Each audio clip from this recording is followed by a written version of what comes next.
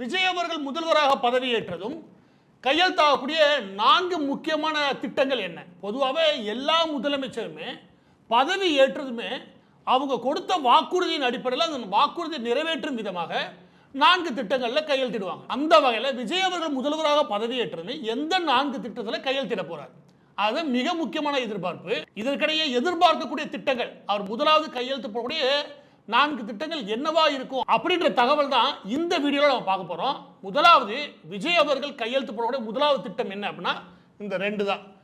ஒவ்வொரு குடும்ப தலைவிக்கும் 2500 ரூபாய் மாதம் முதலாவது. இரண்டாவது என்ன அப்படின்னா பஸ் இருக்கு இல்லையா, அதில் அங்கே பெண்களுக்கான பேருந்தும் தனியாக போகுது, அதில் மட்டும்தான் இலவசம் சொல்லியிருக்காங்க. நான் வந்தா, விஜய் அவர்கள் வந்தா எல்லா பேருந்துகளுமே தமிழகம் முழுவதும் அனைத்து பேருந்துகளுமே பெண்களுக்கு இலவசம். இது அவர் வாக்குறுதி கொடுத்திருந்தார். இந்த 2 வாக்குறுதியும் சேர்த்து ஒரு திட்டமாக கையெழுத்து போடுவார் அப்படி எதிர்பார்க்கப்படுது. இதில் மிக முக்கியமானது என்ன அப்படின்னா அவர் என்ன வாக்குறுதி கொடுத்தாரோ அதை சொல்லி தான் நீங்கள் நம்புங்க, விஜய் அவர் என்ன சொன்னாரோ அவர் செய்வார் அப்படின்னு ஒவ்வொரு தமிழக வெற்றி கழகத்தினுடைய விஜய் அவர்களுடைய ரசிகர்களும் எல்லா பேருக்கும் சத்தியமே பண்ணாங்க. அவருமே கூட பிரச்சாரம் பண்ணும்போது என்ன சொன்னார் அப்படின்னா, நான் ஏமாற்ற மாட்டேன், அவங்க செஞ்சாங்களா, அவங்க ஒரு சொன்னாங்க அதை செஞ்சாங்களா, போன முறை அந்த வாக்குறுதி கொடுத்தாங்களே செஞ்சாங்களா அப்படி ஒவ்வொரு திட்டமாக வாசித்து அதை செஞ்சாங்களா அப்படின்னு அவர் கேட்டார். எனவே அவர் செய்வார், அப்படி ஏமாற்ற மாட்டார்னு விஜயுடைய ரசிகர்கள் எல்லா பேருமே சத்தியம் பண்ணாங்க. எனவே முதலாவது நம்ம எதிர்பார்க்கறது இந்த திட்டங்கள் தான். இல்லை மிக முக்கியமான கணக்கு ஒன்று இருக்குது, அதை சேர்த்தே பார்த்தாலும் அது என்னன்னா மொத்த குடும்பங்களோட எண்ணிக்கை தமிழ்நாட்டில் 1,85,00,000. 1,85,00,000 குடும்பங்களுக்கு நீங்கள் மாதம் 2,500 ரூபா கொடுத்தீங்கன்னா ஒவ்வொரு ஆண்டும் தமிழக அரசுக்கு சுமார் 54,000 கோடி எக்ஸ்ட்ரா தேவை. சரியா? முதலாவது அதை நீங்கள் ஞாபகத்தை வச்சுக்கணும். இரண்டாவது பஸ்.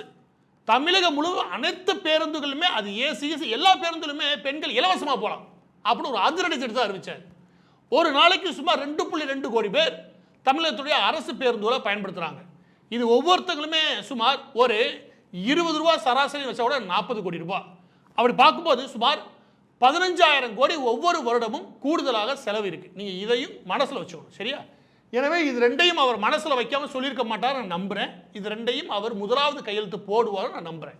ஏன்னா அந்த சத்தியத்தை பண்ணது விஜய் அவர்களுடைய ரசிகர்கள், அவங்க அதை சொல்லி தான் கேட்டாங்க. எங்கள் விஜய் அவர்கள் ஏமாற்ற மாட்டார். இரண்டாவது திட்டம் இந்த 2.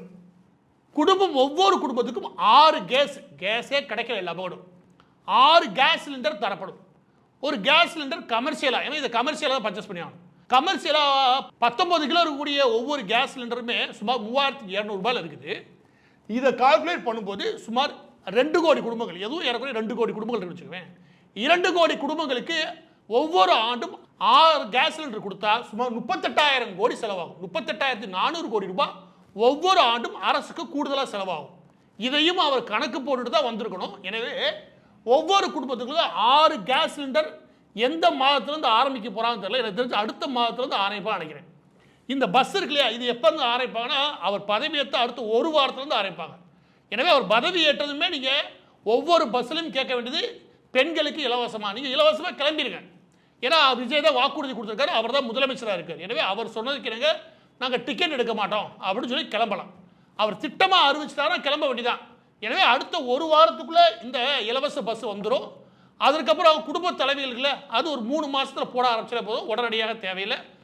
சில குழந்தைகளாக சொன்னாங்க அவர் காசு கை காசுலேருந்து கொடுக்க வேணாம், அவர் கை காசுலேருந்து கொடுக்க வேணாம், தமிழகத்தினுடைய கஜாலேருந்து கொடுத்தா போதும். எனவே இது அடுத்து அவர் நிறைவேற்ற நினைக்கிறேன். மீண்டும் சொல்கிறேன், அவர் ஏமாற்ற மாட்டார்னு சொன்னது நீங்கள் யார்?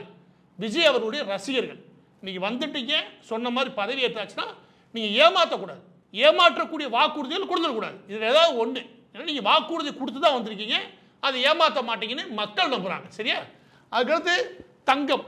கல்யாணம் ஆகக்கூடிய ஒவ்வொரு பெண் குழந்தைகளுக்கும் 1 பவுன் தங்கம்.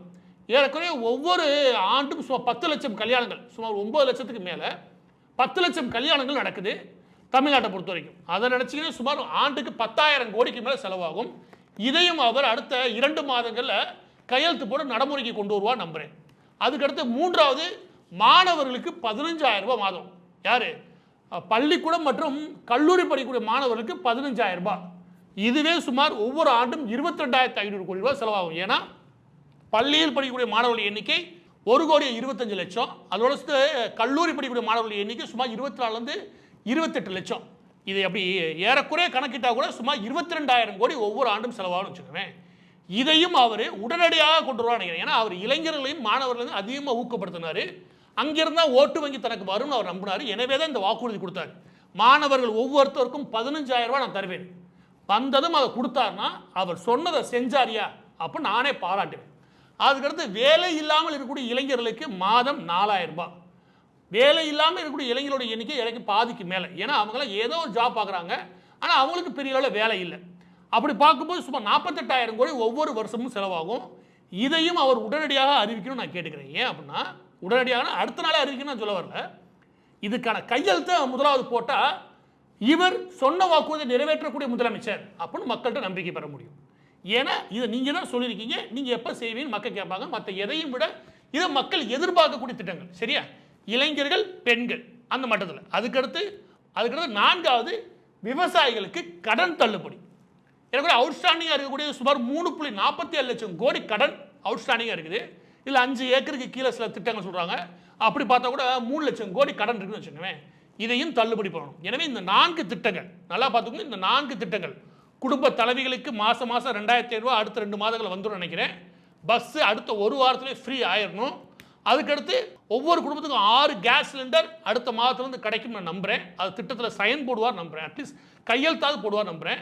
அதுக்கடுத்து கல்யாணத்துக்கு 1 பவுன், அதுக்கும் ஒரு 1-2 மாதத்தில் சைன் பண்ணிட்டாருன்னா போதும். கையெழுத்து போட்டால் போதும்.